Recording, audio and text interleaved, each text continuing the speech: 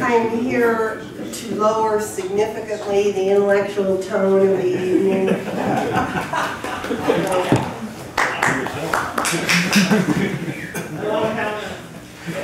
I read some advice. I knew I was going to speak to poets and I wanted to give them advice, but you probably already know this. When someone says, "My mother writes poems," excuse yourself immediately.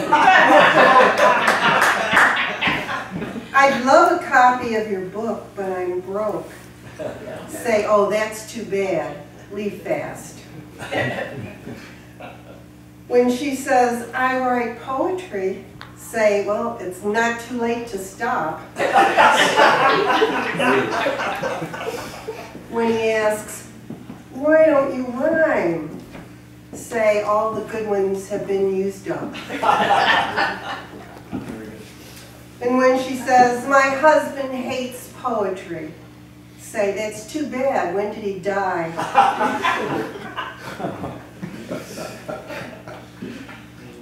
I wanted to read something tonight for all the poets that aren't here. Over the years, I've had many friends, many of them better, much better than I ever was or would ever hope to be, but they gave up, one reason or another. Couldn't take the rejection, couldn't stand it.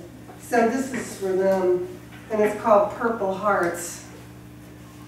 America is legion with disabled from internal wars, prisoners of self-esteem, persuaded by those unsigned notes. Thank you for letting us. No good, never was. Under the onslaught, they folded their papers, tapped their pens. What they are, what they love, a curse from a crowded God. Those white-haired generals with degrees on their sleeves pontificate dogma and dactyl. Heroes of the Boer Wars, it's B-O-R-E.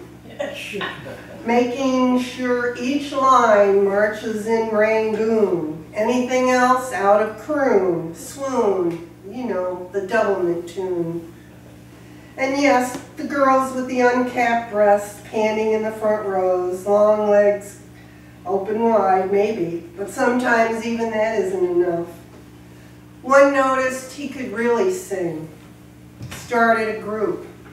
Another sold birds. Group policies, socks and bins. One moved to Florida, bought a boat, sits on a deck staring at the horizon. Sometimes it stares back. One calls early in the a.m. Are you still at it, he wants to know. Yeah, habit, obsessive compulsive. What else? Clean house? Can't erase his dissatisfaction nor lull his insomnia, his colorless dreams by a cordless phone. All my war-lost warriors, prisoners, shell-shocked, MIA, veterans, who late at night under artificial light open the blue velvet box where they keep their purple hearts. I've been writing a series of haigun, which is a Japanese verse form. It's sloppy prose with a haiku included. If you want to leave now, I'll tell you, they're all about women and terrible things that have happened to women. Right out of the police reports. Graduation celebration. They picnic at Gargoyle Park along the Allegheny River. You can build a bonfire and no one cares.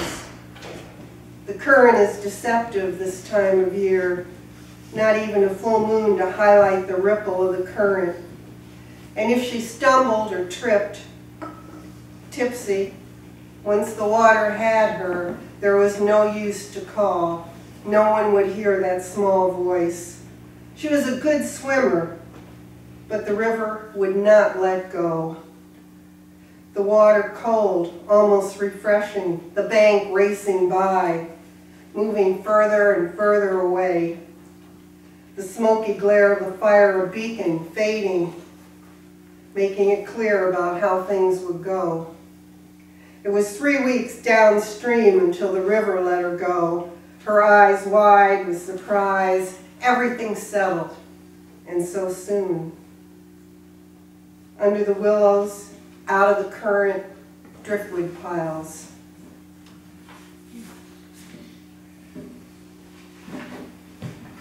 The jogger. If she had slowed some, or speeded up, or stopped to tie her sneaker, but no, she jogged along. If he had aimed higher or lower, or had another cup of coffee, stopped to light a cigarette, he raised his gun. He aimed. The deer moved, or so he claimed later. He didn't know. They traced the trajectory back to where exploded shells were scattered. A deer swimming across the river, he said. But how would you retrieve it, we wondered. Another jogger saw what seemed to be a pile of clothes, a sweatshirt stained bright red. He vomited. Then he ran for help. If the willow hadn't fallen down the bank, it might have stood between them. If she'd been earlier and he'd been later, but everybody was on time. November morning, only small pumpkins left in the field.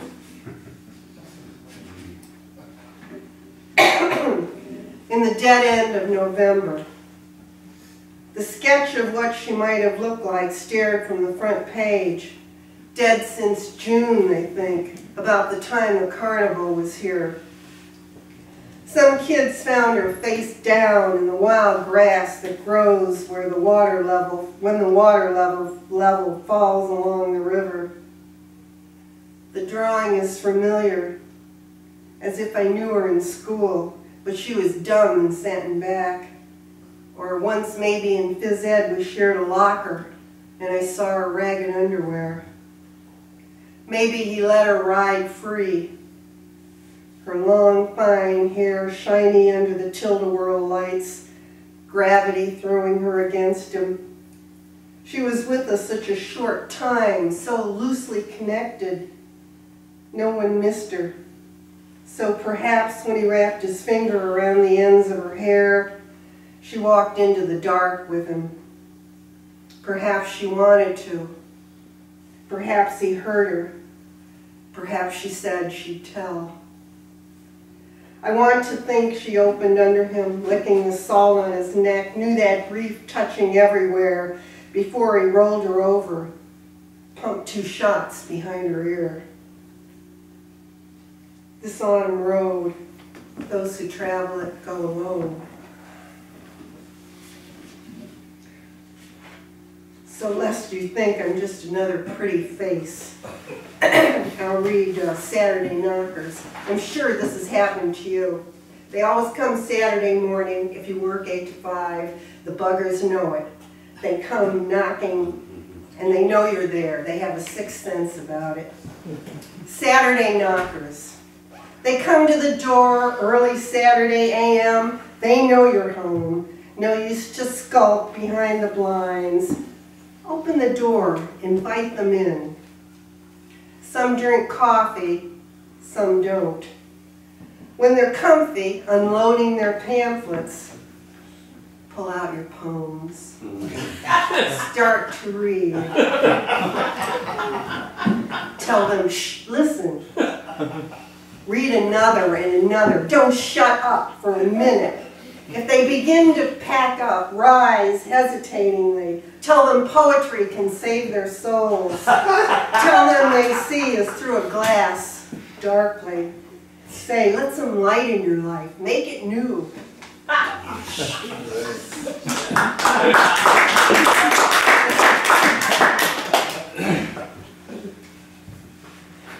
have to try that the next time. You try it. I had Mormons living on the corner. No offense to Mormons, but they're persistent. They used to come quite regularly. They don't drink coffee. You can answer the other day. Well, I figured they would have wanted to do this. They don't drink Coke either. Fruit juice. But don't offer them that, and then they'll pull out their little video projector or your PowerPoint. Okay. The nation is broken into near and far, up and down, right and left. The grass still grows and dies in vacant fields. Apple trees blossom and bear fruit. One tribe kills another. The other waits for revenge. A mother shopping with her daughter is blown apart for another's religion. I don't remember whose. Lines of poetry speed through my head. An old metaphor. God's in his heaven, and we're down here in a flawed world.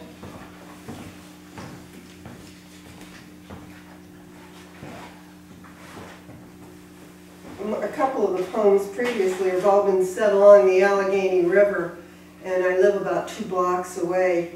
And on the south side of the river, there's a ridge, and on that ridge there's a meadow in the middle, and they call it Mertens Heart. Thomas Merton spent a year at St. Bonaventure University teaching, drove him right into the Trappists. I can say that because I have a degree from there. This is called, if you know Thomas Merton, he wrote a great many things about looking for God, trying to find God, where he might be located. I finally found him in a bathtub in Asia somewhere when a fan dropped into the water. Under Burtons Heart. Dense air follows me to the river, and the setting sun lies like molten gold across the current, so bright I look aside. On the far ridge is Mertens Heart, a meadow in the midst of hardwoods, named for him after he joined the Trappists. What does it tell me about meditation, the random currents that brought me here, a cool rapture under my tongue? A duck splashes upriver noisily, begging the dog to follow away from her babies. A groundhog on his hind legs ready to fight. A fly still alive in the mouth of the fish. A Zen moment. Heavy air presses me down. The river flows west, gold sinks. Evening spreads across the grassy heart. Alive for the moment in the great maw of God, what can I do but let cool water seep through my fingers? I'd like to read you some haiku. Don't run from the room. The exits are blocked. That man will stop you.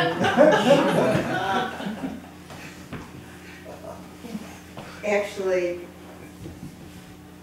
behind the tractor, contemplating the seed, its long, dark patience.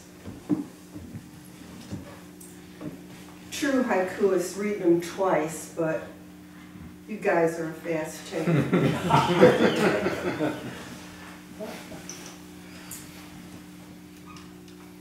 First light, broken blue shells under the maple. Spring is in the air. The dog barks at it.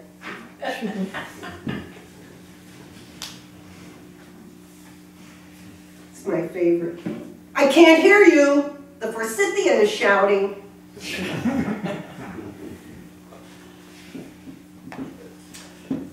Muskie lunges into the twilight.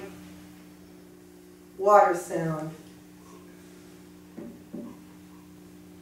And the last one I'll subject you to, it's like a koan, like the sound of one hand clapping. The sound of one mosquito harmonizing.